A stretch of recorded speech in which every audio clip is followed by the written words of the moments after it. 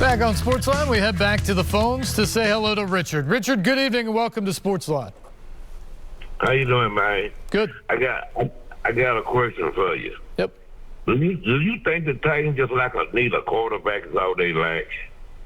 You make a comment on that. Sure. I mean, look, Ryan Tannehill has been a good quarterback in his time with the Titans and has been a great quarterback in the regular season.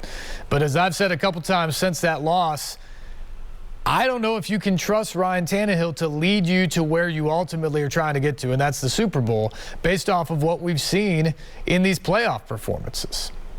And that's the simple truth. The problem they have is the contract's an albatross. They can't trade him at this point, and they can't go get someone while he's under contract. So Ryan Tannehill's going to be the quarterback next year. And so the Titans have to figure out once again, and I'm going to paraphrase Mike Vrabel here, is Ryan Tannehill's a good quarterback, but we've got to be great around him. And so the Titans are going to have to figure out how to be great around him, much improved offensively, hopefully next season, around him, stay healthy, and try to get it done that way, because whatever we think about Ryan Tannehill, he's going to be here next year. Well, don't you think everything is great around? Don't you think everything is already great around him? The offensive line struggled early this year, and I think that got him a little bit rattled with all the sacks he took. Obviously, they dealt with a ton of injuries.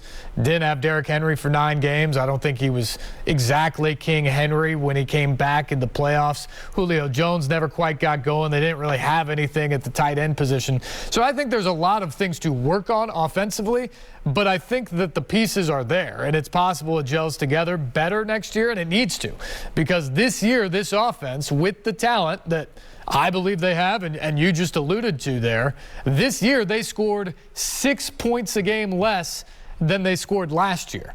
They got to figure out how to reverse that trend next year.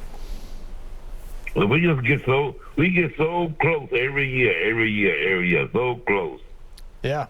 It tells you how hard it is, and we appreciate the call, Richard. And that's the frustrating thing for the Titans, because this is back-to-back seasons where they have earned home playoff games and lost in the first round they played. Last year was a wild card game to the Ravens. This year it says the number 1 seed in the AFC, losing on the final kick in the divisional round against the Bengals. Now, as it stands right here today, the Titans look like the prohibitive favorites to win the AFC South again next year, which means another home playoff game.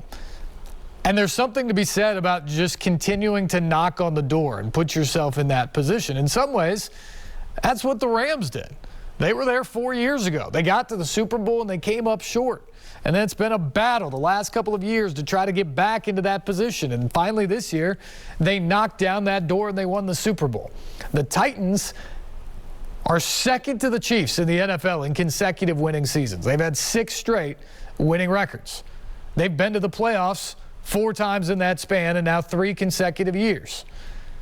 You keep putting yourself in that position, and at some point, you're going to be able to knock the door down. And that's what the Titans hope. And next year, they've got to be better offensively. I think they'll benefit because it seems like they can't possibly have as many injuries on the offensive side. They're going to rework the tight end position because all of the guys currently on the roster are free agents. Not all of them will be back.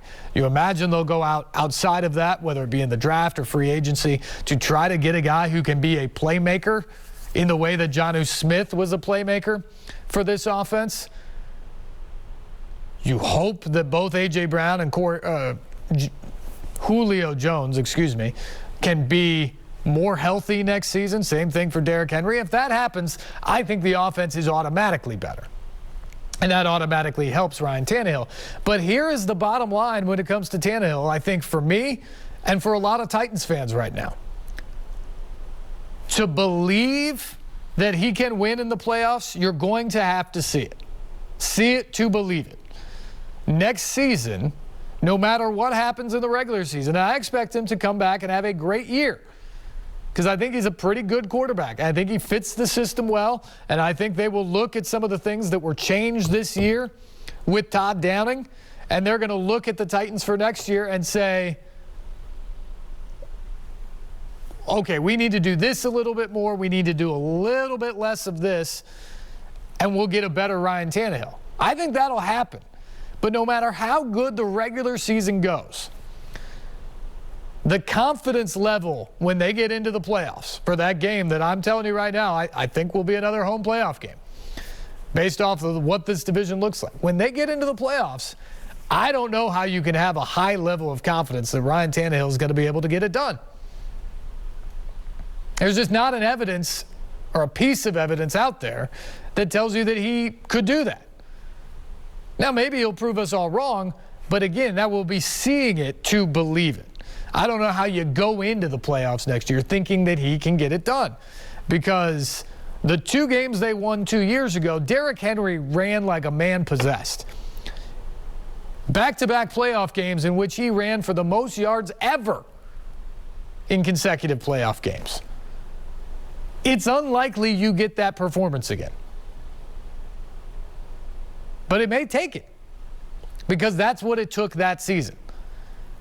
And now the last 2 years, these first playoff games, Derrick Henry, not able to perform at that level.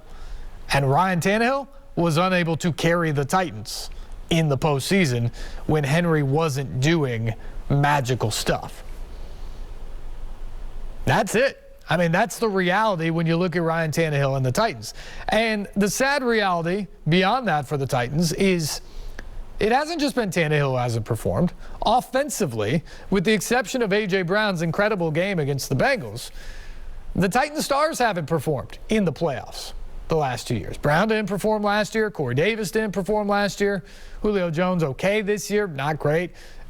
Derrick Henry hasn't performed in either season in the playoffs after having that incredible run in 2019 with all the focus on him and defenses locking in on him. But that's the deal. When you get to the postseason, you need your best players to be your best players. And the Titans need that from a bunch of guys, but most specifically the quarterback.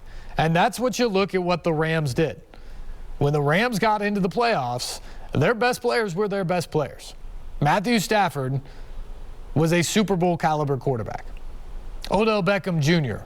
looked good. Cooper Kupp was the most outstanding player in the playoffs. Aaron Donald was an absolute stud. Von Miller was a stud. Those guys are the Rams' best players. And in the playoffs, they played like the best players on the field. And that's why the Rams hoisted the Lombardi Trophy last night. Because when it mattered, those guys stepped up and played their best. And that's what the Titans have to see moving forward. How does it feel? We're going to take a break. We'll come back. Great. We'll talk more about those guys, and we'll get into some of the sound from the postgame, including Matthew Stafford and his adorable little girls. We'll get to that when we come back. This is SportsLine on News Channel 5+.